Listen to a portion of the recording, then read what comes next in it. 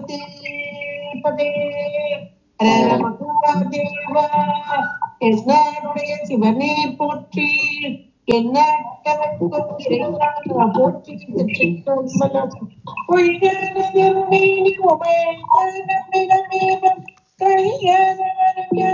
கடல் மரவாமல் அழியாழோ மல தூவும் அடியார்கள் உளமாற வழியாழோ மலிதாய வினை கூட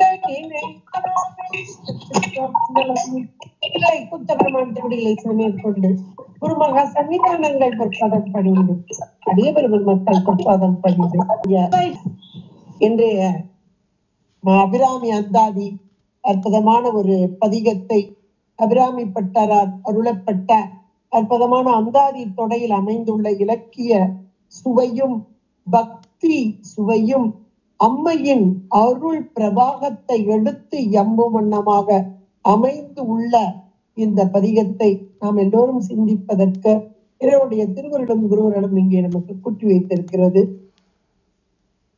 தாரமற்கொன்றையும் செண்பக மாலையும் சாத்தும் தெல்லை மூரதம்பாகத்து உமைமைந்தனே உலகெழும் பெற்ற சீரபீராமி அந்தாதி எப்போதும் என் சிந்தை உள்ளே காரமன்மேனி கணபதியே நிற்க கட்டுரையே. முதல் பாடலாக அமைந்துள்ள உதிக்கின்ற செங்கதிர் உச்சி திலகம் உணர்வுடையோர் மதிக்கின்ற மாணிக்கம் மாதுளம் பொது மலர் கமலை துதிக்கின்ற மின் பொடி மென்கடி குங்கும தோயமென்ன விதிக்கின்ற மேனி அபிராமி எந்தன் விழுத்துணையே என்பதான அந்த பாடலை நாம் பார்த்தோம். அதில் விழுத்துணை என்பதாக இறுதி அந்த சீர் அமைந்துள்ளது. அருமையான ஒரு பதமாக சொல்லாக துணையாக வரும் அம்மை. அதுலயும் துணை என்ற மாத்திரத்திலே நமக்கு இன்றைக்கு இந்த உலகத்திலே இந்த உடம்புக்கு உடம்பு வேறு உயிர் வேறு என்பதை ஓரளவுக்கு நம்ம எல்லாருமே சைவ சித்தாந்தம் படிப்பதால் தெரிந்து கொண்டிருக்கிறோம். அப்ப இந்த உடம்புக்கு துணை ஒன்று, உடம்புக்கு துணை ஒண்ணு, உடம்புன்ற ஒன்று, அந்த உடம்புக்கு துணையாக வரும் ஏராளமான பொருள்கள். அந்த பொருள்கள் என்னெல்லாம் நமக்கே தெரியும். அன்றாட வாழ்க்கையில் நாம் கண்டு அனுபவித்துக் கொண்டிருக்கிறோம்.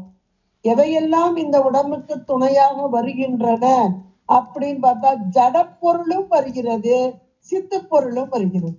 இப்ப உடம்பு அப்படின்னா நம்ம உறவுகளோடு கூடி இருக்கிறோம்.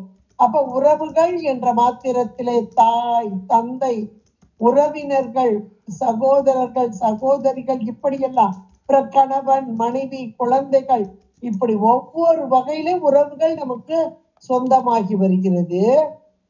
அப்புறம் இதெல்லாம் உயிர், இந்த உடம்புக்கு உயிர் துணையாக, உடம்புக்கு உயிர் துணையாக, உடம்புக்கு ஜடப்பொருளும் துணையாக வருகிறது.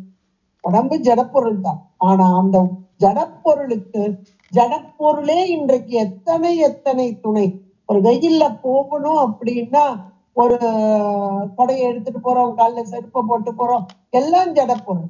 அல்லது ஒரு ஆட்டோல போறோம், ஒரு கார்ல போறோம், எல்லாமே ஜடப்பொருள். இப்படி உடம்புக்கு துணையாக ஜடப்பொருளும் சித்து பொருளுமாக நமக்கு துணையாக வருகிறது உடம்பு. சரி, அடுத்து ஒரு இந்த உடம்புலேயே தத்துவ கூட்டங்கள்ல உள்ளம், அது உயிருக்கு கொஞ்சம் நெருக்கமான ஒரு பகுதியாக அமைக்கும். உயிருக்கு நிறைய இடங்கள்ல பாத்தீங்களா உள்ளம் அப்படின்ற அந்த வார்த்தையை உயிருக்கே சொல்வார்கள். அது நம்ம உண்மை விளக்கத்திலையும் படிச்சிருக்கிறோம். ஞானசம்பந்த பெருமானுடைய பதிகத்திலையும் பாத்தீங்கன்னாலே என் உளமே புகுந்த அதனால் பார், என் உள்ளம் கவர் கல்வன் அப்படின்பார். இந்த இடத்துல எல்லாம் உள்ளம் என்ற மாத்திரத்தில் உயிரைத்தான் குறிக்கக்கூடியது. அப்ப உயிருக்கு நெருக்கமாக இருக்கக்கூடிய கரணம் ஒரு கருவி, அதுக்குதான் அந்த கரணம் அப்படின்னு சொல்லுவோம். அப்ப இந்த உள்ளம் முதல்ல உடம்பு வெளியே தெரியக்கூடியதான ஒரு உடம்பு, வெளியே பாதி தெரியுது தெரியாம ஒண்ணு இருக்குது. அப்ப இந்த உடம்பு அதற்கு துணையாக அம்மை வருகிறாள். அந்த துணை பொருள் எப்படிப்பட்டதாக இருக்கிறது? ஜடப்பொருளாக இருக்கிறது, சிட்டு பொருளாக இருக்கிறது. உலகம் இன்னைக்கு அனுபவத்துக்கு வருது பாருங்க, உடம்பு மூலமா தானே அனுபவம். உலகம் ஜடப்பொருள் தானே. அந்த உலகத்துல ஜடமும் இருக்கு, சித்து இருக்கு. அதுல எல்லாம் நமக்கு உடம்புக்கு துணையாக வருகிறது. அடுத்து உள்ளம். இந்த உடம்பை காட்டிலும் கொஞ்சம் மேலானது என உயிருக்கு நெருக்கமா இருக்கிறது. அந்த உள்ளத்திற்கு துணையாக இருப்பது எது? அது என்னங்க உள்ளத்துக்கு என்ன துணை வேண்டி கிடக்கு அப்படின்னு நம்ம சொல்லலாம். இப்போ சில நேரங்கள்ல பாத்தீங்கன்னா ரொம்ப அப்படி சோர்வா இருக்கும். என்ன ரொம்ப சோர்வா இருக்கிற அப்படின்னு ஒருத்தர் கேட்பாங்க. என்னவோ தெரியல, மனசுக்கே சஞ்சலமா இருக்கு. காலையில இருந்து வேற என்ன நடக்கல, ஆனா என்னவோ மனசு ஒரு சஞ்சலமா இருக்கு அப்படின்னு சொல்லுவோம். சில நேரங்களில் சில சம்பவங்களும் நம்மை மனதை வாட்டி அந்த உள்ளத்தை வாடச் செய்துவிடும். சில நேரங்களில் எந்த சம்பவம் நடக்காமலே உள்ளம் ஒரு சோர்வு, வாட்டம் இதிலே உள்ளதாக இருக்கும். அப்ப இந்த உள்ளத்துக்கு யாரேனும் ஒரு துணை, அந்த துணை யாராக இருப்பார்கள் அப்படின்னா, இப்போ நான் அனுபவத்துல இப்ப இங்கேயும் கூட நிறைய பேர் அனுபவிச்சிருப்பீங்க. ரொம்ப நிறைய கேள்விகள் மனசுக்குள்ள தோன்றிக்கிட்டே இருக்கு. அந்த கேள்விக்கு என்ன பதில் என்ன பதில் சொல்லி மனசுக்குள்ளே அப்படி ஒரு போராட்டத்துல இருக்கும். இந்த கேள்விகளுக்கெல்லாம் பதில் எங்க இருந்து வரும்னா ஆசிரியர்கிட்ட. அதுலயும் ஞான ஆசிரியர்கிட்ட. ஞான ஆசிரியர், ஞான பாடங்களை யார் சொல்லிக் கொடுக்கிறார்களோ அவங்கதான் ஞான ஆசிரியர்.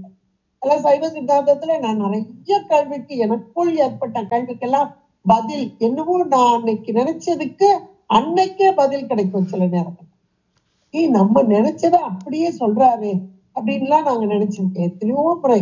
இது எல்லாருக்குமே ஒரு அனுபவமா இது இருக்கும். அப்ப உள்ளம் கலக்கம் உற்ற போது அல்லது ஒரு தெளிவு இல்லாத நிலையில் இருக்கும் போது, குழம்பி இருக்கும் நேரத்திலே இந்த உள்ளத்திற்கு இந்த கலக்கத்தை நீக்கவும் தெளிவு பெறுவதற்கும், இன்னும் சொல்ல போனா சந்தோஷம் அடைவதற்கும் யார் வர்றாங்கன்னா ஆசிரியர்கள், ஞான ஆசிரியர்கள். இவங்களுக்கு மேலான ஞான குருமார்கள். ஞான குரு வேற, ஞான ஆசிரியர்கள் வேற, ஞான குருமார்கள் வேற. அப்ப இவர்கள் எல்லாம் நம்முடைய உள்ளத்தை பக்குவப்படுத்துவதற்காக, உள்ளம் பண்பட வேண்டும், பக்குவப்பட வேண்டும். ஏன்னா உயிருக்கு நெருக்கமான கருவி இதுதான். அப்ப உடம்பு பக்குவம் படுறது ஒரு பக்கம், உள்ளம் பக்குவப்பட வேண்டும். உடம்புக்கு துணையாக வருதல் ஒரு பக்கம், இப்ப உள்ளத்திற்கு துணையாக. அப்ப இந்த உள்ளத்திற்கு ஏற்படக்கூடிய அந்த குழப்பம், கலக்கம் இவைகளை எல்லாம் நீக்கும் வண்ணமாக இந்த ஆசிரியர்கள், ஆசிரியர்கள் ஒரு பக்கம், ஞான ஆச்சாரியர்கள் ஒரு பக்கம், ஞான குருமார்கள் ஒரு பக்கம், இப்படி எல்லாம் வர்றாங்க. அடுத்து உயிர், உடல், உள்ளம், உயிர், ஒன்றிலும் ஒன்று மேலானதாக. இப்படி மூணையும் நீங்க வச்சு பார்க்கணும் கண்டிப்பா. ஏன்னா நம்ம சைவ சித்தாந்தம் படிக்கிறதுனால உடல் இது ஒரு ஜடப்பொருள் தான். ஆனால் இன்றைக்கு உடம்பின் மூலமாகத்தான் எல்லா அனுபவங்களும் இந்த உயிர் பெறுகிறது. அந்த உடம்பில் கரணமாக, அந்த கரணமாக, உயிருக்கு நெருக்கமான ஒரு கரணமாக, கருவியாக இருப்பது உள்ளம். உள்ளம் பக்குவப்பட பட பட அன்றைக்கு நடக்கும் காரியங்கள் எல்லாம் வெற்றி பெறக்கூடியதா. அதனாலதான் உள்ளத்தை பக்குவமா வச்சுக்க, உள்ளத்தை பக்குவமா வச்சுக்க. உள்ளத்துல கலக்கம் வரக்கூடாது. எந்த செயல் வந்தாலும் கலங்காம இரு, அல்லது ஒரு துன்பம் வரும்போது கலங்கிறாது. இப்படி எல்லாம் பெரியவங்க சொல்றாங்க. பெரியவங்க நம்ம ஆசிரியர்கள் மட்டும் சொல்லக்கூடாது, பெரியவர்கள், நமக்கு மூத்தவர்கள், அவருடைய அறிவுரை எல்லாம் நம்முடைய உள்ளத்திற்கு. அடுத்து இந்த உள்ளம், இந்த உடல், உள்ளம், இதெல்லாம் அனுபவம் யாருக்கு? உயிருக்குத்தான். உயிருக்காகத்தானே இத்தனையும் சேர்த்து வைக்கப்படுகிறது. அப்ப உயிருக்கு துணை யார்? உடம்புக்கு துணை எத்தனையோ பொருள்கள். உள்ளத்திற்கு துணை ஒரு சில ஆச்சாரியர்கள், குருமார்கள், இவர்கள் தான் உள்ளத்திற்கு துணை. ஆனா உயிருக்கு துணை யார்? இறைவன், இறைவி, இவர்களை தவிர உயிருக்கு துணை யாருமே கிடையாது. இறைவனை தவிர உயிருக்கு துணை யாருமே கிடையாது. தனித்து வழி நடக்கும் எனது இடத்து ஒரு விரத்தம். அழகா சொல்றார், தனித்து வழி நடத்தல். இந்த தனி வழி அப்படின்றத அவரு அருணகிரியார் ரொம்ப அழகா சொல்வார். இதுல மட்டும் இல்ல, நமக்கு கந்தர் அலங்காரத்திலையும் சொல்வார். அந்த தனி வழி, பயந்த தனி வழிக்கு துணை அப்படின்பார். அந்த பயந்த தனி வழி, அந்த தனி வழினா என்ன அப்படின்னா, இந்த உடலும் உயிரும் இன்றைக்கு ஒன்றாக கூடியிருந்து ஒரு அனுபவத்தை பெற்றுக் கொண்டிருக்கிறோம். உடல் அது வினை நீக்கம் பெறும்போது இவ்வளவு காலம் கடந்து நீங்கும் போது இப்ப உயிர் இப்ப அவருடைய பாதையை ஆரம்பிச்சிடும். உடம்பு இந்த மண்ணில் அப்படி போயிடும். ஆனா உயிருக்கு ஒரு பாதை உண்டு, அடுத்த பாதை, அடுத்த இடத்துக்கு போகணும். இப்போ நாம செய்த நல்வினை தீவினைகளுக்கு ஏற்றாற் போல இப்ப தீய வினைகள் அதிகமாக செய்த போது, இந்த பூமியிலே செய்த போது உடனாக யார் வர்ற அந்த யம தூதர்கள் வந்து இழுத்து கட்டி இழுத்து செல்வார்களாம். அப்ப பயந்து, அதான் பயந்த தனி வழி, இப்படி செல்ல வேண்டிய ஒரு காலம் உண்டு. இதை நம்ம அருளாளர்கள் ரொம்ப அழகா சொல்றாங்க. இந்த வரியும் அதுதான். அப்படி செல்லும் காலத்திலும் இந்த அம்மையை நினைந்து வழிபாடு செய்தால் எனக்கு துணையாக, அதான் விழுத்துணையாக, அப்ப உயிருக்கு துணையாக. இதை நம்ம அருளாளர்களுடைய வாக்குல வச்சு பார்த்தா அவ்வளவு அழகா. அப்ப உயிருக்கு துணை வேறு யாரும் கிடையாது.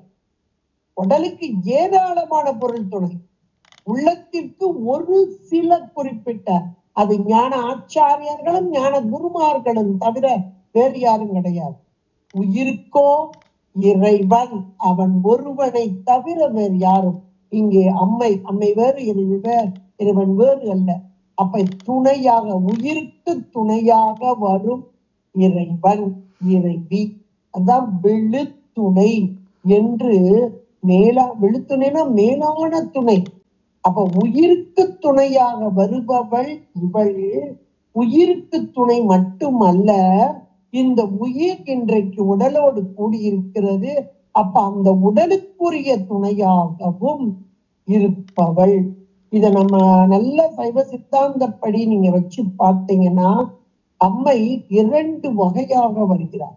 அவள் ஒன்றுதான், அதை கூட ஒன்று அவன் தானே, 2 அவன் இன்னருள் வரும். அந்த 2 அவன் இன்னருன்றது அறக்கருணை மரக்கருணைன்னு சொல்லுவோம். அப்ப அறக்கருணை என்றால் என்ன, மரக்கருணை என்றால் என்ன? இந்த உலகத்திலே நாம் இவ்வளவு காலம் வாழ வேண்டும் என்று நம்முடைய வினைகளிலிருந்து ஒரு பகுதியை இறைவன் உடம்பாக கூட்டி வைத்த போது வினையின் பயனை அனுபவிப்பதற்காக அம்மை மறைப்பு ஆற்றலாக திரோதாயியாக, அவ்வளவுதான், திரோதாயியாக மறைப்பு ஆற்றலாக அப்ப உடனா இருக்கிறார். அம்மை உடனாக இருக்கிறார். இருந்து இந்த மறைப்பு ஆற்றலாக தன்னை மறைத்து கொண்டு இந்த உலகத்தை காண்பித்து உலக அனுபவத்தை பெற வைத்து, அதான் ரொம்ப முக்கியம், உலக அனுபவத்தை பெற வைத்து. அப்ப முதல் நிலையில இவள் திரோதாயி என்ற பெயரோடு எப்படி இருக்கிறாள்? உலக அனுபவத்தை அனுபவிக்கும் பொருட்டா அந்தந்த உறவுகளை சேர்த்து, இந்த துணைன்றது, விழுத்துணைன்றது இதுதான் பொருள், சரியான பொருள். அந்தந்த உறவுகளை அந்தந்த நேரத்திலே கூட்டி வைத்து, அந்தந்த நேரத்துல கூட்டி வைக்கிறார். ஒரு தாய் தந்தையை இந்த குழந்தைக்கு கூட்டி வைக்கிற சாமி, அதான் ஒரு தெரியா காலத்தே உள் புகுந்து மண்ணி கருத்திருத்தி ஊன் புக்கு கருணையினால் ஆண்டு கொண்ட திருத்துருத்தினேயானது திக்கும் சிவபத்தை அருத்தினால் நாயடியே. இந்த பாடல் முழுக்க இந்த விழுத்துணைதான். அப்ப இந்த உயிருக்கு துணையாக வரும், விழுத்துணையாக வரும் அன்னை முதல் நிலையில வினையை அனுபவிக்கும் காலத்திலே இந்த உயிர்களுக்கு உரித்ததான இந்த உலக அனுபவத்தை அனுபவிக்கும் வண்ணமாக இப்ப உடலுக்கு துணை நம்ம முதல்ல சொன்னோம். அப்ப உடலுக்கு துணையாக வரக்கூடிய சித்து பொருள்கள், உறவு பொருள்கள் யாரால் கூட்டி வைக்கப்பட்டது? அம்மையால் கூட்டி. அவ்வளவுதான். இது மூணை நீங்க கோர்த்து பார்த்தீங்கன்னா ஆச்சரியம் ஆச்சரியம் ஆச்சரியம். அப்ப அந்த உடம்பு, அப்புறம் இந்த உடம்பின் மூலமாக அனுபவம் வர வர வர இந்த உயிர் கொஞ்சம் பக்குவ நிலை அடையும் போது இந்த உள்ளம் என்ற ஒரு கருவி ஏன் எதுக்கு என்ற கேள்வி, ஏன் இந்த துன்பம் எனக்கு வந்தது, இந்த துன்பம் என்றைக்கு என்னை விட்டு நீங்கும், அதற்குரிய வழிமுறைதான் என்ன, இப்படியெல்லாம் உள்ளத்துல ஒரு கேள்விகள் எழ எழ என்றைக்கு நம்முடைய உள்ளத்திலே இந்த வகையான கேள்விகள் எழ ஆரம்பிக்கிறதோ அன்றைக்கு இறைவன் குருவாக ஆச்சாரியராக வந்து இந்த கேள்விகளுக்கெல்லாம் விடை அது உள்ளத்திற்கு. இதுதான் உண்மை. ஆமா, அவங்க சொல்றது உண்மைதான், என் மனசுக்குள்ள இப்படி எல்லாம் கேள்வி வந்தது, இது சொல்றது சரி அப்படின்னு ஏற்றுக்கொள்ளும் வகையில். இதுக்கெல்லாம் நம்ம வழிபாடுதான், வேற ஒன்றும் வேண்டாம். இதை வழிபாடு செய்ய செய்ய செய்ய அந்தந்த காலத்துல சாமி கூட்டிட்டார். அப்ப உடலுக்கு துணையாகவும் உள்ளத்திற்கு துணையா, உள்ளம் பக்குவப்பட்ட காலத்திலே உயிருக்கு துணையா. இதுதான் தனித்து வழி நடக்கும் எனது இடத்தும் வளர்த்தும் இருபுறத்தும் அருகடுத்தும் இரவு பகல் துணையதாகும். வேல்வகுப்புல எவ்வளவு அழகான அந்த வார்த்தை பாருங்க, இந்த துணையாக. அப்ப இந்த உயிர் துணை எப்பொழுதும் இருக்கிறது. ஆனால் வினைக்கு ஏற்றார் போல செயல்படும் போது கொஞ்சம் தன்னை மறைத்து கொண்டு உலக அனுபவங்கள் இன்ப துன்ப அனுபவங்களை கொடுக்கும் அன்னையாக இருக்கிறாள். அதன் பின்பாக பக்குவம் வந்த காலத்திலே அருள் சக்தியாக முதல்ல திரோதாயர் போய் இப்ப அருள் சக்தியாக மாறி சிவபோகத்தை தரக்கூடியவர் தான் விழுத்துணை. அப்படிப்பட்ட துணையும் இங்க விழுத்துணையாக வரும் அன்னை, அந்த துணையாக வரும் அன்னை துணையும் அந்த துணையாக வந்து நாம் தொடும் தெய்வமாகவும் வருகிறார். இந்த உயிர்கள் கொஞ்சம் கொஞ்சமா இந்த பக்குவம் பெறணும். பெறலைன்னா இறைவன்ட போய் சேருமா, மீண்டும் மீண்டும் மீண்டும் கீழ் நோக்கிய நிலைதான். மீண்டும் மீண்டும் எல்லா உலகங்களிலும், அது இந்த உலகம் நமக்கு தெரியுது, இன்னைக்கு பிறவி தெரியுது. ஆனா நாம் அதிகமான தவறுகள் செய்தால் பாதாள லோகம் என்றெல்லாம் நம்முடைய சாத்திர நூல்கள் மிக தெளிவாக எடுத்து சொல்லும். அப்பெல்லாம் எவ்வளவு துன்பத்தை அனுபவிக்க வேண்டி வரும், எவ்வளவு துன்பம். அப்ப அந்த துன்பத்திலிருந்து நம்மை காக்க வேண்டும் என்று துணையாக வந்த அன்னை நான் தொழும் தெய்வமாக, அதான் தொழும் தெய்வம் போட்டார். வெறுமனே தெய்வம் போடல, தொழும் தெய்வம் என்றால் நமக்கு எந்த தெய்வத்தை வணங்க வேண்டும் என்று அப்படியே உள்ளத்திற்குள் ஒரு ஈர்ப்பு. இந்த ஈர்ப்புக்கெல்லாம் காரணம் அம்மைதான். ஏன்னா நம்முடைய பக்குவம் அந்த இறைவிக்கு தெரியும், இறைவிதான் செயல்பட வர்றா. அப்படி வரும்போது இந்த உயிரின் பக்குவத்திற்கு ஏற்றாற் போல அந்த தெய்வத்தை கூட்டி வைத்து அந்த தெய்வத்தோடு உறவாட வைத்து வழிபட வைத்து, அதான் துணையாக வரும் அன்னை தொழும் தெய்வமாக வரும். தொழும் தெய்வம். அடுத்து ஒண்ணு வர்ற பெற்ற தாயும். ஏன்னா தெய்வ வழிபாடு எல்லாம் சரிதான், நல்லதா இருக்கு. ஆனால் காணும் தெய்வமாக பார்ப்பது, நாம இந்த உலகத்துல பார்க்கிற பொருளைத்தானே நம்ம எப்பவுமே விரும்பி ஏற்றுக்கொள்ளக்கூடியவர்களாக இருப்போம். கண்ணால பார்க்கிற பொருள் அது மேலதான் ஒரு ஈர்ப்பு. காணாத பொருள் அப்படின்னும் போது இறைவன் கொஞ்சம் கண்ணுக்கு அகப்படல, ஆனாலும் நம்ம அதை உருவமாக்கி அருவுருவமாக்கி அப்படியெல்லாம் வழிபாடு செய்யறோம். ஆனால் காணும் தெய்வம் என்ற மாத்திரத்திலே இந்த உடல் கொடுத்து உலக அனுபவம் கொடுத்து நம்மை வழிநடத்தும் தாய், அதான் பெற்ற தாய். அந்த வார்த்தையை பார்க்க முதல்ல தொழும் தெய்வம் போட்டார். நம்முடைய உள்ளம் எதை விரும்பி ஏற்றுக்கொள்கிறதோ அந்த தெய்வம் தொழும் தெய்வம். அடுத்து தாய், வெறுமனே தாய் சொல்ல, பெற்ற ஒரு வார்த்தை. பெற்ற என்றால் எங்கே பெற்றார்கள்? இந்த பெற்ற என்ற வார்த்தையை யோசிச்சுக்கோங்க, எங்கே பெற்றார்கள்? இறைவன் கொடுக்க பெற்ற. அப்ப இந்த ஆன்மாவுக்கு இந்த உடல் இந்த தாயின் மூலமாக அந்த தாய் பெற்ற. அப்ப அந்த தாய் இறைவனிடமிருந்து பெற்றால், அம்மையிடந்து பெற்றால், அதனால் இந்த பெற்ற தாய் அந்த பெற்ற தாய்னா இன்னைக்கு ஒரு தாய் கிடைக்குது இந்த ஆன்மாவுக்கு உடல் கொடுக்க வருது அப்படின்னா இறைவனுடைய கணக்கு அதுதான், வேற ஒண்ணும் இல்லை. அது செய்த வினைக்கு ஏற்றாற் போல இந்த பிறவியிலே இந்த உடலோடு இந்த தாயிடம் கிடைக்கும் அனுபவத்தோடு இருந்து அதன் மூலமாக மேலும் மேலும் நன்மைகள் செய்து இறை வழிபாடு செய்து அந்த உயர்ந்த நிலையை அடைய வேண்டும் என்றுதான் இதை சொல்வதற்காக பெற்ற தாயும் அந்த மேலான என தாய்க்கு ஈடானது எதுவும் கிடையாது. தாய் அன்பு, அதான் பெற்ற மனம் பித்து அப்படிம்பாங்க. பித்து என்றால் பைத்தியம் என்று ஒரு பொருள் உண்டு. ஆனால் பெத்தவங்க எல்லாம் இப்ப பைத்தியமா அப்படின்னா எந்த ஒரு தவறு செய்தாலும் குழந்தைகள் எந்த தவறு செய்தாலும் எப்பேற்பட்ட தவறு இந்த தாய் மறந்து மன்னித்து அருள் புரிபவளார். அதான் பித்து. ஒரு பைத்தியக்காரன் என்ன செஞ்சாலும் மறந்துவான், அடுத்தாப்புல அப்படியே ஏத்துக்கிடுவான். அதை போன்று இந்த பித்து மனம் கொண்டவளாக. அப்ப அம்மை எப்படி வராலாம்? துணையாக வரும் அன்னை, உடலுக்கு துணையாக, உள்ளத்திற்கு துணையாக, உயிர் துணையாக வரும் அன்னை, தொழும் தெய்வமாக வரும் அன்னை, பெற்ற தாயாக வரும் அன்னை. அடுத்து எப்படி வர்றானா? சுருதிகளின் பணையாக வருகிறார். சுருதி அப்படின்னா வேதம். இந்த வேதங்கள் எல்லாம் இன்றைக்கு நாம் வாழ்ந்து கொண்டிருக்கும் வாழ்விலே இப்படி வாழ வேண்டும். தெய்வம் சொன்னோம், தாயை வணங்க வேண்டும் சொல்றோம். தாய் தான் நமக்கு எல்லாமே, அந்த தாயை வணங்கினாலே நாம் எல்லாம் பெறலாம் அப்படின்றோம். தெய்வம் தொழ வேண்டும், தெய்வத்தை தொழவில்லை என்றால் எத்தனையோ பாவங்கள் சேரும். தெய்வத்தை தொழ நம்முடைய வினைகள் நீங்கும். இப்படி எல்லாம் சொல்லி வச்சிருக்காங்களே, எங்க சொல்லியிருக்கு? யார் சொன்னா?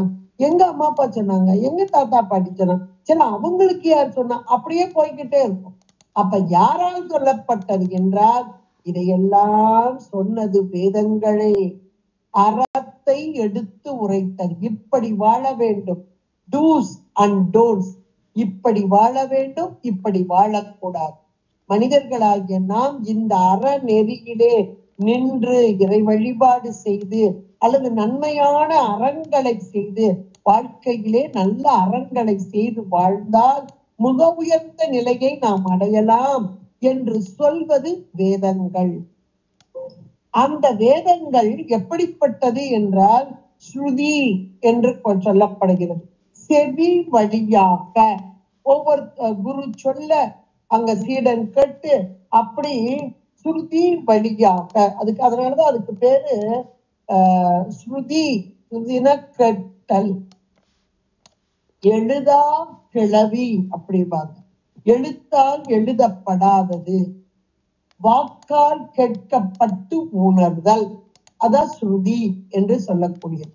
இப்ப இந்த வேதங்கள் எப்படி இருக்கிறது? வேதங்கள் வந்தது இறைவனிடமிருந்து நம்ம எப்பவுமோ பார்த்திருக்கோம். இறைவன் வேறு இறைவி வேறு அல்ல. வேத வேத்தியாயை நமக்கு இறை சகஸ்ர நாமாவளியிலேயே கூட வரக்கூடியது. பெற்றதா என்பதற்கு ஸ்ரீ மாத்ரே என்பதாக வரக்கூடியதாக இருக்கிறது. நீங்க சகஸ்ர நாமாவளி கேட்டுக்கிட்டு இருக்கனால சகஸ்ர நாமாவளியையும் இதையும் கூட நீங்க சேர்த்து வச்சுக்கலாம். வேதங்களின் தலைவியாக, வேத மாதாவாக, வேத வேத்தியாயாக, வேத்தியாயே நமக, வேத வேத்தியாயே நமக, வேத ரூபின்யே நமக, இதெல்லாம் சகஸ்ர நாமாவளியில் வரக்கூடியது. இங்க அம்மை எப்படி வாராளாம்? முதல்ல ஸ்ருதி என்றால் வேதம், ஸ்ருதிகளின் பனையும் அப்படிங்கிறார். முதல் வார்த்தை ஸ்ருதிகளின் பனை. பனைனா என்னன்னா நல்ல கிளை விரிச்சு இருக்கும். நல்ல ஒரு மரத்தை பார்த்தீங்கன்னா ஆலமரம் அப்படின்னா அந்த ஆலமரம் எல்லா வகையிலும் உயர்ந்ததுங்கிறாங்க. மிக உயர்ந்த ஒன்று என்னன்னா, ஒரு வெயில்ல நடந்து வரும்போது ஒரு ஆலமரம், அப்பாடா பெரிய மரமா இருக்கு ஆலமரம், அதுல போய் தங்குவோம் அப்படின்னு நினைப்போம். இப்ப இந்த நாகர்கோயில்லாம் படர்ந்த ஆள் அப்படின்னு அந்த இடம், அந்த ஆலமரம் பாத்தீங்கன்னா ஒரு கிலோமீட்டர் கூட இருக்கும், 2 கிலோமீட்டர் இருக்கும். அப்படின்னு படர்ந்து போய் நிக்குது. எனக்கா பெரிய ஆச்சரியம். அதுல 2000-3000 பேர் உட்கார்ந்து சாப்பிட்டாங்க. பந்தலே போட மாட்டாங்க. கோயில் விஷயத்துக்கு பந்தலே போட மாட்டாங்க. அந்த மரமே படர்ந்து அப்படி அழகா நிற்கும்.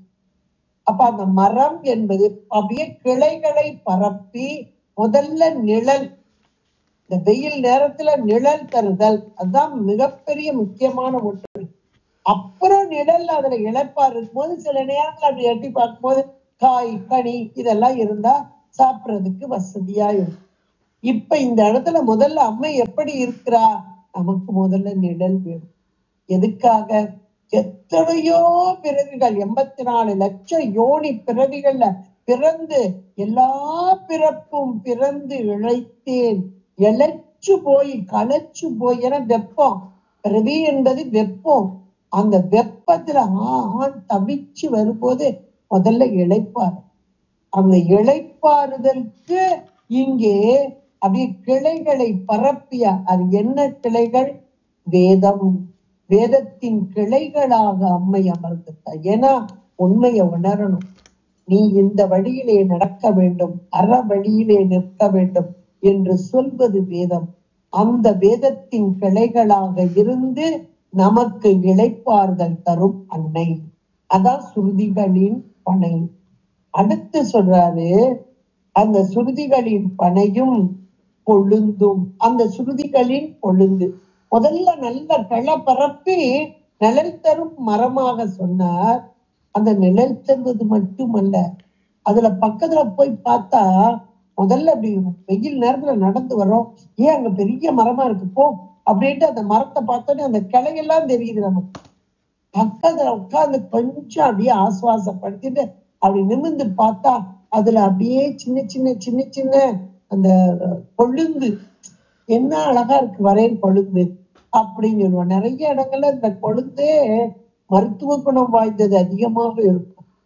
அப்ப அந்த கொழுந்து அம்மை கிளை பரப்பி நிழல் தருபவளாக மட்டுமல்ல, மருந்தாக, அந்த கொழுந்தாக மருந்தாக, பிறவிக்கு மருந்தாக. அந்த கொழுந்து என்பது புதுமை, இப்ப வந்த அந்த கொழுந்து. இந்த கிளைகள் எத்தனையோ வருட காலமாக இருப்பது, அது பழமை. அப்ப பழமைக்கு பழமையும் புதுமைக்கு புதுமையுமாக இருக்கும் அம்மை. அந்த காலத்துல இருக்கவங்க நீங்க இப்படிதான் இருப்பீங்க, நாங்க இந்த காலத்துல ட்ரெண்ட்ல இப்படிதான் இருப்போம். அவர்களுக்கு தகுந்த அறத்தையும் சொல்பவளாக கொழுந்து. வேதங்கள் எதை சொல்லுது? அறத்தை சொல்லுது. அறத்தை சொல்பவளாக அம்மை இருக்கிறார். அப்ப முதல்ல கிளை பரப்பி நிழல் தரும் அன்னை இந்த கொழுந்தாகவும் இருந்து இந்த புதுமைக்கு புதுமையாகவும் இருக்கிறார். அடுத்து அந்த முதல்ல என்ன சொன்னாரு? பனைய சொன்னாரு, அப்புறம் கொழுந்த சொன்னாரு. அடுத்து ஒரு வார்த்தை போடுறாரு, சுருதிகளின் பதிக்கொண்ட வேறு. பதிக்கொண்ட வேர். வேர் இல்லைன்னா எவ்வளோ பெரிய ஆலமரம், அதுக்கு வேறு நல்ல ஸ்ட்ராங்கா எங்க வரைக்கும் ஓடி இருக்கும். அந்த களைகள் 1 கிலோமீட்டர் ஓடி இருக்குன்னா அந்த வேரும் அவ்வளவு தூரத்துக்கு ஓடி. அது ஸ்ட்ராங்கா இல்லைன்னா அந்த மரம் நிக்க முடியாது. அதான் பதிக்கொண்ட வேராக. இப்போ ஒரு மரத்தை நம்ம பார்க்கிறோம் அப்படின்னா பக்கத்துல தூரத்துல இருந்து பார்த்தாலே கிளைகள் தெரியும், பக்கத்துல நுணுக்கமா பார்த்தா கொழுந்து தெரியும், ஆழமா தோண்டி பார்த்தால் வேர் தெரியும்.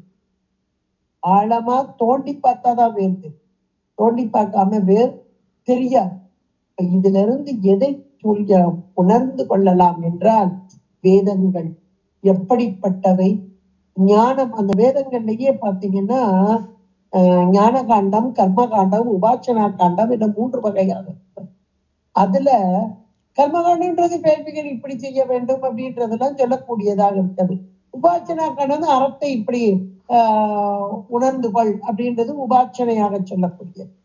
ஞான காண்டம், ஞான பகுதி, இந்த உபாசனை, இந்த கர்ம காண்டம் இதெல்லாம் கூட அங்கங்க கொஞ்சம் மாறுபாடு வரும். ஆனால் ஞான காண்டம் என்று சொல்லக்கூடியது வேதத்தின் அந்தமாக, வேதத்தின் முடிவாக, இன்னும் சொல்ல போனா வேத சிரஸ் என்று சொல்லக்கூடியது. அப்ப அந்த முடிவான பகுதி, ஏன் முடிஞ்ச முடிவா ஏதாவது சொல்லு அப்படின்னு சொல்றேன். இப்ப சைவ சித்தாந்தம் முடிந்த முடிவுங்கிறோம். இந்த வேதத்தின் முடிவு அது உபனிஷத்துக்கள், வேதாந்தம். வேதாந்தம் என்பது உபனிஷத்துக்கள். இங்க அம்மை உபநிஷத்துக்களாக வேத சிரஸாக உபநிஷத்துக்களாகவே இங்கே அமைகிறது. இதுதான் ஆழ்ந்த ஒன்று. இதை நாம் உணர வேண்டும் என்றால் ஆழ்ந்து நுணுகி ஆராய்ந்து பார்த்தால் இதை உணர்ந்துடும். எப்படி ஒரு மரத்தின் வேரை உணர வேண்டும் என்றால் அகழ்ந்து தோண்டி பார்த்தால் உணரலாம். அது போல இந்த வேதத்தின் பனைகள் என்பதை தூரத்தில் இருந்தே கண்டு கொள்ளலாம். அந்த கொழுந்து என்பதை அருகிலிருந்து கொஞ்சம் படிச்சு பார்த்தா வேதத்தில் எப்படி சொல்லி இருக்குது அப்படின்ற அந்த வாக்கியங்கள் இவைகள் மூலம் சொல்லப்படலாம். ஆனால் பதிகொண்ட வேறாக இவர் இருக்கிறார் என்றால் மூலப்பகுதி. இந்த மூலம் எது என்றால் அம்மையே. அந்த மூலத்தை அறிய வேண்டும் என்றால் ஆழ்ந்து நின்று ஆழ்ந்து அதிலே ஊறி நின்று அகழ்ந்து ஆராய்ந்து பார்த்தால் அந்த மூலத்தை அறிய முடியுமோ என்றால் முடியும். அம்மையாக வந்து அவள் அருளை தந்தால் முடியும். தான் அவன் அருளாலே. அவன் தாளை காண முடியுமா? சிவராத்திரி வருது. அடியையும் முடியையும் காண முடியாம அவங்க இருந்தாங்க. ஆனால் முடியுமா முடியாதனா முடியும் என்பது நம்முடைய சைவ சித்தாந்தம். எப்படி முடியும்? அவன் அருளாலே அவன் தாள். திருவடி ஞானம். திருவடி ஞானம் என்பது சிவஞானம் தானே. சிவஞானம் என்பது திருவருள் தானே. இந்த திருவருளை தானே இப்ப படிச்சுக்கிட்டு இருக்கோம். முழுக்க முழுக்க திருவருள் தான். அந்த திருவருள் எப்படிப்பட்டது என்னதான் பட்டியல் போட்டு சொல்றாரு இந்த 2ஆம் பாட்டுல. துணையும் தொழும் தெய்வமும் பெற்ற தாயும் சுருதிகளின் பனையும் கொழுந்தும் பதிகொண்ட வேரும் அப்படின்னு போட்டார். எவ்வளவு அழகான ஒவ்வொரு வார்த்தையும் எவ்வளவு ஒரு ஆழமான ஒரு கருத்தை சொல்லக்கூடியதாக, அம்மையுடைய அந்த பிரவாகத்தை எடுத்து சொல்லக்கூடிய, அம்மையுடைய பெருமைகளை எல்லாம் எடுத்து சொல்லக்கூடியதாக சொல்லிட்டு அடுத்த வரியில சொல்றாரு. இப்போ அம்மையுடைய அவருடைய உண்மை என்ன, உண்மை தன்மை என்ன? துணையாக வர்றா. எதுக்கு துணையாக வர்றா? உயிர் துணைதான். ஆனா உடம்புக்கும் துணையா வர்றா. இப்படி எல்லாம் சொல்லி அந்த உயிர்க்கு பாடம் எது? அது உள்ளத்தின் மூலமாக, உடம்பின் மூலமாக. இன்றைக்கு வேதங்கள் என்பது ஸ்ருதி, அந்த செவியால் கேட்கப்படுவது. அது ஆச்சாரியர்கள் மூலமாக கேட்கப்படுவது. அந்த ஆச்சாரியர் மூலமாக கேட்டு உணர்ந்து சிந்தித்து ஆழ்ந்து அறிந்தால் அம்மையை உணர்ந்து, அந்த அம்மையை உணர்ந்தால் மேலான சிவ போகத்தை நாம் அடையலாம் என்பதையெல்லாம் இந்த வரிகளிலே பட்டியல் போட்டு சொல்லி அடுத்து அவளுடைய அங்க அமைப்புக்கு வந்தார். எங்கேயும் நீங்க பாத்தீங்கன்னா லலிதா சஹஸ்ரநாமாவளியிலையும் அந்த அங்க அமைப்பு 4 திருக்கரங்கள். ஏன்னா அம்மை நமக்கு உதவ வர்ற அப்படின்னா முதல்ல திருக்கரங்கள் தான். கரத்தின் மூலமாகத்தானே நமக்கெல்லாம் நன்மை செய்ற.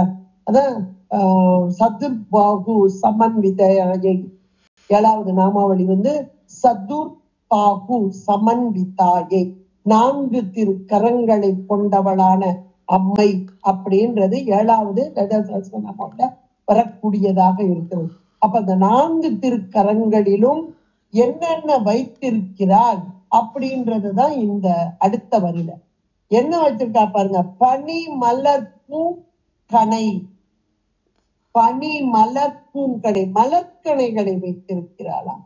இந்த வலதுபுறத்திலே மேல்புறத்துல மேல இருக்கிற கை, வலதுபுறத்துல மேல் கையில 5 மலர்கனைகள், மலர் அம்புகள் வைத்திருக்கிறாளாம். அந்த மலர்கனைகள் என்பது 5 பூ அப்படின்னு சொல்லுவாங்க, மாம்பூ அசுகு பூ அப்படின்லாம் சொல்லுவாங்க. ஆனால் தன்மாத்திரைகள், இவற்றை அம்பாக கொண்டவள். இதெல்லாம் நம்ம முழுக்க முழுக்க உண்மை விளக்கத்துல தத்துவத்துல படிச்சுதான் இப்ப அவ்வளவு வருது. இன்னொரு கரத்தில், இடது கரத்திலே மேல் கரத்தில், இடது மேல் கரத்திலே எதை வைத்திருக்கிறாள் அப்படின்னா கரும்பு வில். கரும்பு வில்ல கையில வச்சிருப்பா அம்மை. பாத்தீங்கன்னா கரும்பு வில்ல அழகா வச்சிருப்பா. அதுக்கு நமக்கு சகஸ்ர நாமம் சொல்வது மனோரூபேச்சு கோதண்டாயை, மன ரூப இஷு கோதண்டம்.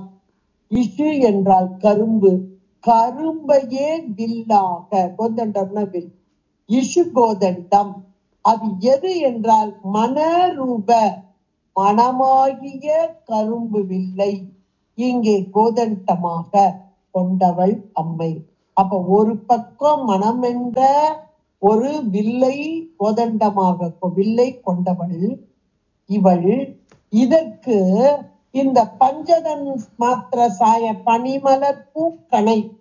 அப்ப பனிமலர் பூங்கணை என்றால் பஞ்சதன் மாத்திர சாய, பஞ்ச தன்மாத்திரை, தன்மாத்திரை 5 தன்மா, சுவை, ஒளி, ஊறு, ஓசை, நாற்றம் என்ற 5 தன்மாத்திரைகளை மலர்கணைகளாக மனம்.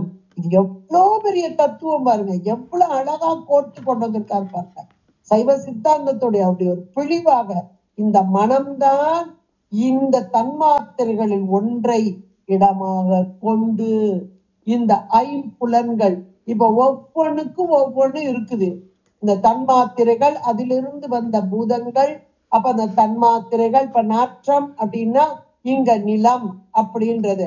இப்படி ஒவ்வொன்றாக பற்றி கொண்டு அதற்குரிய பொறிகள் வாயிலாக, அப்ப இதுக்கு எல்லாமே காரணம் மனம். இது எல்லாம் இருந்தாதான் மனம் என்ற ஒரு வில்லு இருந்தாதான் அந்த அம்பை விட முடியும். எவ்வளவு ஒரு அருமையான ஒரு தத்துவம் பாருங்க. இதை இந்த மனதையும் இந்த தன் மாத்திரைகளையும் தன்னுடைய ஆயுதமாக வைத்திருக்கிறாள். அதனுடைய பொருள் என்ன அப்படின்னா, இந்த 2 ஆயுதமும் யார்கிட்ட கொடுத்திருக்கிறான்? மன்மதன் கொடுத்த. இப்ப மன்மதன் என்பவன் திருமாலின் மகனாகலாம் சொல்லக்கூடியது. இந்த மனதிற்குள் விருப்பத்தை ஏற்படுத்துபவன். மனதிற்குள் விருப்பம்னா காமம். அப்ப காமத்தை உருவாக்குபவன் எதன் மீது? எல்லா பொருள் மேலும். எந்த பொருள் நமக்கு இன்னைக்கு வினை வழியாக, முதலில் சொன்னோம், வினை வழியாக தான் அம்மா நடத்திக்கிட்டு இருக்கிறா நம்மள. இன்றைக்கு இந்த உடம்பு இருக்கிற வரைக்கும் நமக்கு வினை வழியாகத்தான். அப்ப வினையை கழிக்கணும். அப்ப இந்த பொருளில் ஒரு நாட்டத்தை நமக்கு வரவழைக்க வேண்டும்.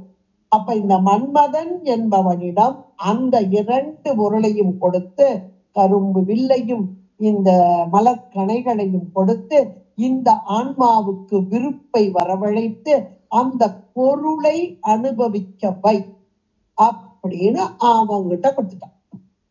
அவனுக்கு உருவம் கூட இல்லைங்க, அனங்க. உருவமில்லாத ஒருவன் எல்லா நேரங்களிலும் வெற்றி பெறுகிறான் என்றால் எவ்வளவு பெரிய பலசாலி பாருங்க. இன்னைக்கு மன்மதன் போய் தோல்வி அடைந்த இடம் இல்லை. ஆனா நம்மால்கிட்ட மட்டும்தான் அங்க பஸ்பமாக்கி போனான். ஏன்னா ஞானமே வடிவான பகுதியாகுது. அங்க போய் இந்த அஞ்ஞானம் நிக்க, காமம் என்பது அஞ்ஞானம். இந்த அஞ்ஞானம் போய் நிக்க முடியுமா? ஆனா போன்றவர்களை இன்னைக்கும் இந்த நிமிஷம் ஒவ்வொரு நிமிஷத்திலும் அவன் செயல்பட்டுக்கிட்டே இருக்கான், வெற்றி பெற்று கொண்டே இருக்கிறான். அம்மை இவனிடம் கொடுத்து இது நீ அனுப்பிச்சா, இந்த 2ஐயும் இவனு கையில வச்சுக்கிட்டான். அவங்கிட்ட கொடுத்துட்டா இந்த உயிர்களுக்கு விருப்பை ஏற்படுத்தி அதன் மூலமாக அனுபவத்தை அவர்கள் அனுபவிக்கட்டும், அந்த உயிர் அனுபவிக்கட்டும் கொடுத்துட்டான். ஆனால் இந்த உயிர்கள் என்றைக்கு என் திருவடியை பற்றி கொள்கின்றனவோ அல்லது என்றைக்கு என்னை துதிக்க ஆரம்பிக்கிறதோ அன்றைக்கு உன்னுடைய ஆயுதங்கள் செல்லுபடியாக. அதுக்காகத்தான் தாங்கையில வச்சுட்டான். அப்ப இவளுடைய ஆணையின் வண்ணமாக, அவ்வளவுதான். ஏன் இவ கையில வச்சிருக்கானா? இவள் ஆணையிட்டால் தான் அவனோட அங்க செலுக்கிறானா செல்லுபடியா, இல்லைன்னா செல்லுபடி ஆகும். எவ்வளவு ஒரு அருமையானது ஒரு வார்த்தை. பனிமலர் பூங்கணையும் கருப்பஞ்சிலையும் இவ்வளவு ஒரு அருமையானது. அப்ப நமக்கு இன்றைக்கு விருப்பு வருகிறது ஒரு பொருளின் மீது என்றால் அம்மை ஆணையிட்டு கொண்டிருக்கிறார். இந்த பொருளின் மீது விருப்பத்தை வரவை, இந்த பொருளின் மீது விருப்பம் வரட்டும். அதான் என்ன பொருள் நம்ம முதலே பார்த்துட்டோம். எதுல கொடுத்துட்டாங்க? துணையும். துணையும்ன்ற வார்த்தையிலே போட்டுட்டார். எல்லாம் அவ்வளவு ஒரு பொருள் பொதிந்த ஒரு பாடல் எடுத்தீங்கன்னா அப்படியே அசந்து போயிடணும். அப்ப அத்தனையும் நம்முடைய வாழ்க்கைக்கு தேவையானதாக. இப்ப இந்த துணையை சேர்த்து வைக்கிறா. அது உயிர் துணை, உயிர் இல்லாத துணை, வேற ஒண்ணு வேணா. நம்ம வீடையே நம்ம எடுத்துக்கோங்களேன், பார்த்து பார்த்து கட்டினது. அதுவும் நான் பார்த்து கிச்சன் எப்படி செலக்ட் பண்ணேன் தெரியுமா? இந்த பொருள் நானே செலக்ட் பண்ணது, இது நானு. அது ஒவ்வொரு நாளும் துடைக்கிறதுலயும் வைக்கிறதுலயும் சிலர்லாம் பாத்தீங்கன்னா அந்த கிச்சன்ல துடைக்கிற எத்தனைதான் வேலைக்காரங்க போட்டாங்க, அவங்க ஒரு தடவை தொடச்சு முடிச்சுடுவாங்க. அப்பதான் அவங்களுக்கு திருப்தியா இருக்கும். அப்பா இப்பதான் திருப்தியா இருக்கு, வேற யாரையும் பக்கத்துல கூட விட மாட்டாங்க. அப்ப அந்த பொருளின் மீது விருப்பத்தை எவ்வளவு தூரம் ஊட்டி வைக்கிற அம்மை. இதுக்கு காரணம் அம்மைதான். அம்மைதான். எதுக்காக என்றால் இந்த பொருளின் மீது உள்ள விருப்பம் அதிகமாகி அதிகமாகி அதனை அனுபவித்து அனுபவித்து அந்த பொருள் எப்படிப்பட்ட பொருள் என்று இந்த உயிர் அறிந்து கொள்ளட்டும். என்னைக்கு அறியும்? என்னைக்காவது ஒரு நாள் கொடுப்பா, என்னைக்காவது ஒரு நாள். இது வெறும் ஜடம், சில காலம் என்பதை ஒரு காலம் உணரும் உயிர்.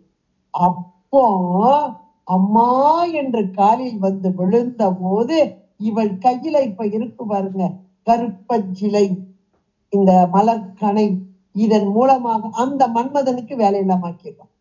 இதுதான் ஆதிசங்கர செல்வார் அழகா சொல்றார், அம்மா அருகாலியை போல உன் திருவடியை பற்றி கொண்டு. அருகாலினா 6 கால்களை உடைய வண்டை போல, 6 கால்களை உடைய வண்டு. அந்த 6 கால் என்பது மனம் என்ற ஒன்றும், இந்த தன்மாத்திரைகள் என்று சொல்லக்கூடிய 5 புலன்கள், இந்த 6ஐயும் சேர்த்து ஓன் திருவடியில போட்டுட்டேன். அப்ப எனக்கென்று ஒரு விருப்பம் வெறுப்பம் உண்டா? கிடையாது. என்னை செலுத்துபவள் அவள், அவள் எல்லாம் செய்வாள் என்ற உணர்வு வர பெற்றேன் என்று ஆதிசங்கரர் சொல்றது எவ்வளவு அழகான ஒன்று. யோசிச்சு பாருங்க. இது அழகா சொல்றார், பனிமூ மலர் பூக்கணையும் கருப்பஞ்சிலையும் கொண்ட அன்னை. இன்னும் 2 கரங்கள் இருக்கு இல்லையா? சதுர்பாகு சமன்விதாயை என்று பார்த்தோம். 4 திருக்கரங்களை கொண்டவளாக இருக்கிறாள் என்று பார்த்தோம். ஒரு கரத்திலே இங்கே பாசம், பாசம் என்றால் கயிறு. ஒரு கரத்திலே பாசத்தையும் ஒரு கரத்திலே அங்குசத்தையும் கொண்டவளாக. இந்த பாசம் என்பது கயிறு. கயிறுன்றது மட்டும் இல்ல, விருப்பு, விருப்பு வெறுப்பு ரெண்டுமே சொல்லலாம். விருப்பு வெறுப்பு இந்த 2ஐயுமே கொண்டவளாக அத கீழ் இடக்கையிலே பாசத்தையும் அங்குசத்தை கீழ் வலக்கரத்திலே அங்குசத்தையும் கொண்டவளாக. அப்ப 4 திருக்கரங்கள் என்பதாக. அது கூட நமக்கு நாமாவளியிலையும் ரொம்ப அழகாக சொல்லப்பட்டது. ராகஸ்வரூப பாஷாத்யாயை. ராகம், ராகம் என்றால் ஆசை, ஆசை வடிவான அந்த பாசம் என்னும் ஆயுதம் அப்படின்றது. ராகஸ்வரூப விருப்பு வெறுப்பு என்றது. விருப்பு அநேகமா பாத்தீங்கன்னா வெறுப்பு விரும்பினாதான் அந்த பொருளை நம்ம அனுபவிக்க முடியும். அதற்காக பாஷாத்யாயை அந்த 8வது நாமாவளி சொல்லக்கூடியது. அடுத்து குரோத, குரோதாகார அங்குச ஜுவாலாயை, குரோதத்தின் உருவமான அங்குசத்தை, அது நல்ல ஒளிப்பொருள், அந்த ஒளியாக விளங்குதல். அந்த அங்குசம் என்பது யானையை அடக்கிறதுக்குரிய ஒரு பொருளாக உண்டு. யானை, யானை என்ற அங்குசத்துலதானே அடக்கிறது. அந்த அங்குசம் யானையை அடக்கக்கூடியது. இந்த நாமாவளியில அவ்வளவு பொருள் இருக்கு. ஏன்னா நம்ம சகஸ்ரநாமம் படிக்கும் போதே கொஞ்சம் ஓரளவுக்கு நான் சொல்லி இருக்கிறேன். ஓரளவுக்கு நீங்க தெரிஞ்சுக்கோங்க. இந்த 4 நாமாவளியும், 4 நாமாவளி, அந்த 4லையும் முதல் 2 நம்ம மனம் அப்புறம் இந்திரியங்கள் அப்படின்னு பார்த்துட்டோம். இந்திரியங்களை கூட இந்த இடத்துல தன்மாத்திரைகளை தான் போடுவாங்க. ஏன்னா பஞ்சதன்மாத்திரை சாயகாயின்னு வந்திருக்குது. தன்மாத்திரைகள், தன்மாத்திரைகள் என்னது? காரணம். இது அப்புறம் காரியமா வரும்போது பூதங்களாக. இவைகள் எல்லாம் எங்க போய் சேர்ந்து அந்த மனம் என்பது அந்த ஞானேந்திரியங்களை பற்றி கொண்டு அப்புறம் இந்த அதுக்கெல்லாம் ஒவ்வொரு இடம். இதெல்லாம் இந்த உண்மை விளக்கத்துல கோர்த்து கோர்த்து பாத்தீங்கன்னா அது தெரியக்கூடியதாக இருக்கும்.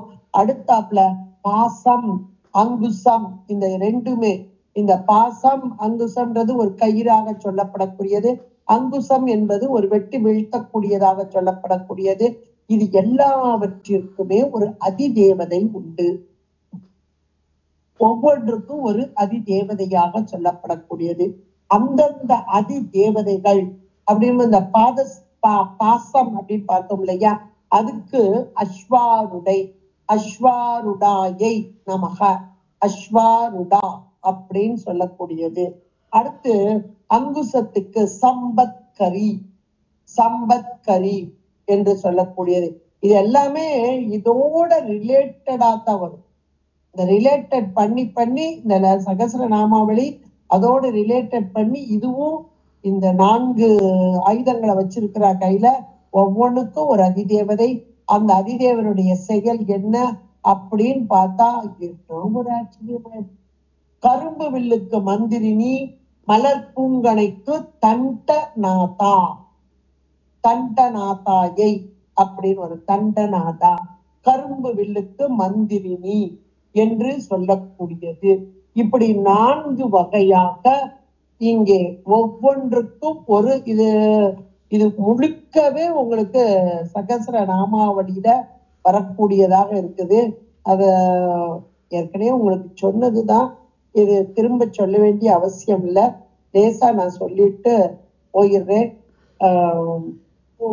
இங்க சொல்லக்கூடியதுல ராகஸ்வரூபம் அப்படின்றது பாசம் அப்படின்னு பார்த்தோம். அந்த பாசத்துக்குரிய அதிதேவதையாக இருப்பவளையும் இங்கே சொல்லக்கூடியது அஸ்வாருடை. அஸ்வாருடைனா குதிரை படைக்கு தலைவியாக இருப்பவள் அஸ்வாருடா என்று சொல்லக்கூடியது, குதிரை படைக்கு தலைவியாக இருப்பவள். அப்புறம் இந்த சம்பத்கரி அப்படின்றது வருது இல்லையா, அப்ப அந்த சம்பத்கரி என்பவள் இந்த யானை படைக்கு தலைவியாக வரக்கூடியவள்.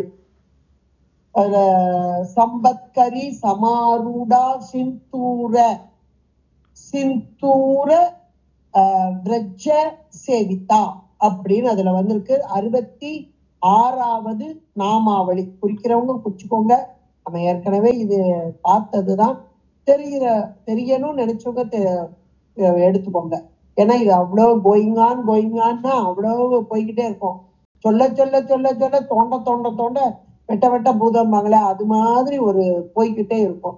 சம்பத்கரி, சம்பத்கரி அந்த அதிதேவதை அவளுடைய ஆணைக்கு உட்பட்ட யானை படையினால் செவிக்கப்பட்டவள் என்பதுதான் இதனுடைய பொருள். சம்பத்கரி என்னும் தேவி அம்பாளுடைய யானை படைத்தலைவியாக இருப்பவள். அதுல இன்னும் கூட சம்பத்கரின்றது ஒரு சக்தி வாய்ந்த மந்திரமா. அந்த மந்திர தந்திரத்துல சொல்லக்கூடிய அந்த 3 பீஜ அட்சரங்களை கொண்டதான ஒன்று. யானை அடக்குன்னா சும்மாவா, அது மாதிரி ஒரு மந்திரம். அதுக்குரிய அதிதேவதையாக இங்கே சொல்லக்கூடியது. அதே மாதிரி அஸ்வாருடா, அஸ்வாருடா திஷ்டி தாஸ்வ கோடி கோடி பிராபிருத்தா அப்படின்றது 67. அஸ்வாருடாவுடைய தலைமையில் இயங்கக்கூடிய கோடிக்கணக்கான குதிரைகள். கோடிக்கணக்கான குதிரைன்னு வேற ஒண்ணு வேண்டாம், மனசுக்குள்ள ஒரு நொடிக்கு எத்தனை எண்ணங்கள் வருது. அது கோடிக்கணக்கான ஒரு குதிரை வேகம்னு சொல்லுவாங்க. அந்த மாதிரி கோடிக்கணக்கான எண்ணங்கள் அத்தனை ஒரு கயிறை போட்டு இப்படி இழுக்குறது. வேற ஒண்ணு, இது எல்லாமே தத்துவங்கள் தான். இதெல்லாம் இழுக்கணும்னா நம்மளால முடியாது, நாம நினைச்சாலும் முடியாது. அப்ப அம்மை இந்த படை தளபதியாக இருக்கக்கூடிய அஸ்வாருடா அப்படின்னு ஒரு பெயர் உள்ள அவளை கொண்டு வந்து வச்சு அவளை செலுத்துறவ யாரு? அம்மை. அப்ப அம்மையை வழிபட வழிபட வழிபட இந்த குதிரை மாதிரி ஓடிக்கிட்டு இருக்கு பாருங்க எண்ணங்கள். இத அடக்கி அப்படி ஒரு ஒழுக்கத்துக்கு ஐம்புல ஒடுக்கம், ஐம்புல ஒடுக்கம் இவைகள் தான் குதிரை படையாக இங்கே சொல்லப்படக்கூடியது. ரொம்ப ஒரு அருமையான நாமாவளி பாடல். இதுல இந்த நாமாவளியோடு சேர்த்து நீங்க படிச்சு அந்த நாமாவளியோடைய பொருளும் அடியேன் ஏற்கனவே பதிவு பண்ணி இருக்குது. அதனால திரும்ப நீங்க, ஏன்னா நான் கொஞ்சம் தான் சொல்லியிருக்கேன் அந்த நாமாவளிய பொருள், அது கொஞ்சம் ஆழமா நீங்க புரிஞ்சுக்கிட்டீங்கன்னா நம்முடைய உடலோடு உயிரோடு சம்பந்தப்பட்டது. அம்மை இந்த உயிரை பக்குவப்படுத்துவதற்காக உடலுக்கு துணையாக உயிருக்கு துணையாக வரக்கூடிய அம்மையாக இருக்கிறாள் என்பதை நாம் உணர்ந்து கொண்டாலே போதும். அதைத்தான் இங்கே பனி மலர் பூ கனையும் கருப்பம் சிலையும் மென் பாசாங்குசமும் கையில் அணையும் திரிபுர சுந்தரி ஆவது அறிந்தனமே. அம்மை எப்படி இருக்கிறானா, 4 திருக்கரங்களிலும் இந்த 4 பொருள்களை கொண்டவளாக உயிர்களாகிய நமக்கு நன்மை செய்யும் வண்ணமாக திரிபுர சுந்தரியாக இருக்கிறார். திரிபுரம் 3 புறங்களை கொண்டவள், 3 எண்ணிக்கை உள்ள தொகுதிகள், எல்லாத்துக்குமே திரிபுரம் சொல்லலாம். 3 சொல்றது ஆக்கல் அழித்தல், ஆக்கல் அழித்தல் அழித்தல். அழித்தல் என்றால் காத்தல், அழித்தல் என்றால் ஒடுக்குதல். இது 3மே. அப்புறம் குணங்கள்ல 3 சாத்வீகம், ரஜோ குணம், தமோ குணம். அப்ப இந்த 3 வரக்கூடியது. அப்புறம் சூரியன், சந்திரன், அக்னி, இந்த 3. அப்புறம் இந்த மேல் உலகம், கீழ் உலகம், இந்த பூ உலகம் 3. எல்லாவற்றிற்குமே சுந்தரியாக, தலைவியாக, இடக்கலை, பிங்கலை, தொழுமுனை எல்லாமே 3 வருது பாருங்க. இந்த 3 தன்மையாக இருந்து எல்லாவற்றிலுமாக இருந்து அம்மை நம்மை நடத்துபவள். அதான் திரிபுர. கையில் அணையும் இந்த 4 பொருளையும் கையில வச்சுட்டு எப்படி வர்றாளாம்? திரிபுர சுந்தரியாக. இந்த திரிபுர சுந்தரின்றதுக்கு இவ்வளத்தையும் பட்டியல் போட்டு பாருங்க. அப்ப இவ்வளவுமாகத்தானே நம்முடைய செயல்கள் எல்லாம் இதுக்குள்ளதானே அடங்கி போயிருக்கு. 3 வகையாகத்தான, 3 குணமயமாக.